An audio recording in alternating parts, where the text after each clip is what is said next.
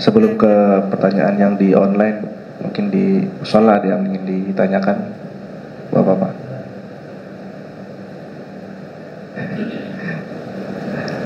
Nah, lanjut.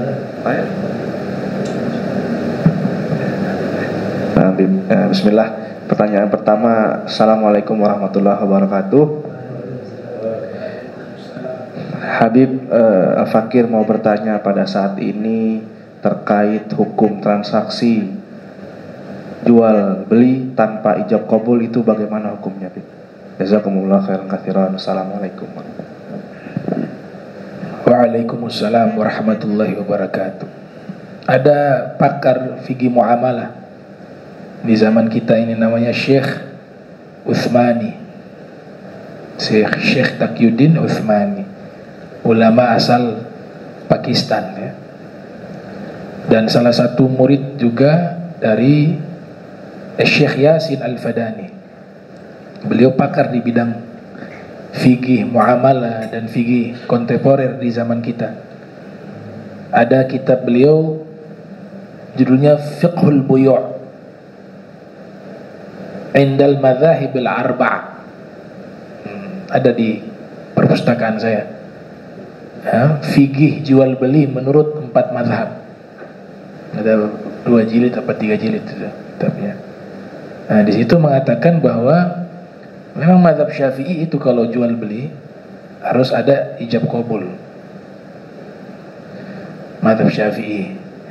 Dan hukumnya terlarang jika kita menggunakan dan mengkonsumsi barang yang kita beli terlebih dahulu baru kemudian bayar belakangan. Itu kalau mazhab Syafi'i itu tidak dibenarkan. Harus bayar dulu baru makan, bayar dulu baru ambil barangnya, gunakan barangnya, begitu. Akan tetapi kan perkembangan zaman, ulama-ulama juga melihat dengan perkembangan zaman, ya kita tidak boleh kaku mengacu kepada satu pendapat mazhab. Nah, sehingga yang terjadi sekarang dalam masalah jual beli juga mengambil pendapat mazahib yang lain. Ya, misalnya mazhab Hambali kalau tidak salah itu gak masalah, ada harus tanpa ijab kabul, yang penting sudah ada harga tertera, ya kita langsung beli, sudah, itu sudah dikatakan seperti ijab kabul, sudah sah. Tapi kalau mazhab Syafi'i harus ada lafaz, saya beli ya ini, ya, saya terima, begitu. Itu masalah teknis. Nah, kaitannya dengan nanti dimasuk juga kepada hukum belanja online.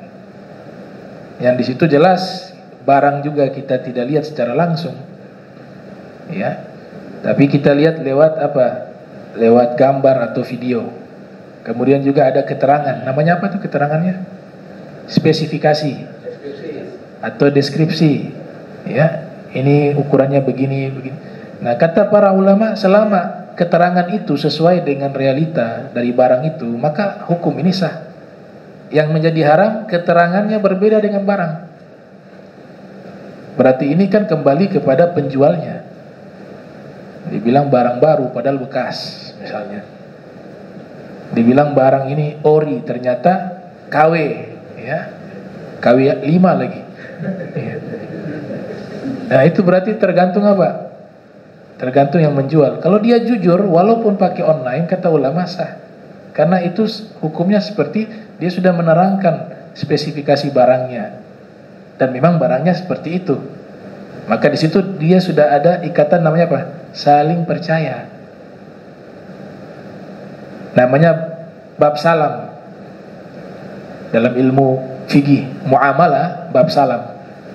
Salam bukan bab salam, bukan ya. Kalau assalam mengucapkan salam, namanya bab salam. Itu artinya mesan barang. Itu sudah dibahas dalam fikih-fikih klasik sekalipun sudah dibahas. Dan hukumnya itu sah. Dan bagi mereka ketika sudah lihat harga, sudah lihat spesifikasi atau deskripsi barang tersebut, kemudian dia sudah menerima, ingin beli dengan tulisan, kadang-kadang kan kita kalau beli kan pakai tulisan, itu sudah bagian dari ijab qabul, sehingga dinyatakan sah dengan syarat tadi ya, yaitu sesuai dengan apa? Deskripsi barang. Begitu. Barangnya seperti itu, ya deskripsinya seperti itu. Nah, kemudian ada saling percaya. Dan bayarnya dia bayar bisa dengan cash, bisa juga dengan kredit. Kredit juga sah. Gitu. Kecuali barang emas. Kalau emas itu harus kontan. Ya, emas harus kontan. Kecuali darurat.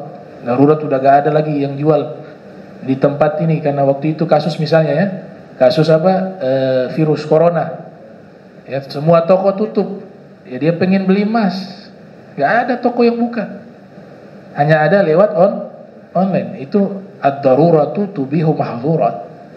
Itu namanya hukum darurat, dibolehkan sesuatu yang sebelumnya terlarang, walaupun tidak semua yang terlarang waktu darurat boleh dilakukan. Itu nanti pembahasan lagi secara spesifik di dalam kitab-kitab fikih.